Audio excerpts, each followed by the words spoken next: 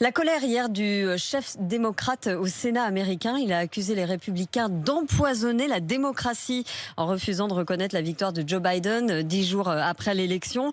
On retrouve notre correspondante à Washington, Pauline Simonet. Pauline, ce matin, dans un communiqué, les autorités électorales sont formelles. Aucune fraude détectée.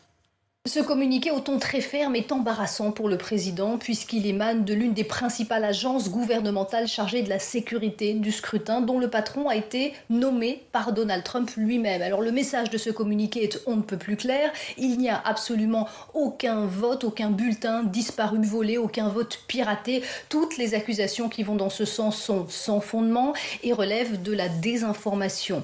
C'est un communiqué qui sonne comme un recadrage directement adressé au président puisque Donald Trump, quelques heures auparavant, avait tweeté que 2,7 millions de votes en sa faveur auraient été effacés et que quelques centaines de milliers d'autres réattribués à Joe Biden. Du côté des républicains, pour l'instant, on continue globalement à soutenir le président, même si on voit que ce mur commence à se fissurer puisque plusieurs élus et notamment des alliés du président réclament maintenant que Joe Biden soit briefé quotidiennement sur la sécurité nationale comme cela se fait normalement en période de transition, une façon de reconnaître sans le dire que Joe Biden est bien le président élu des États-Unis.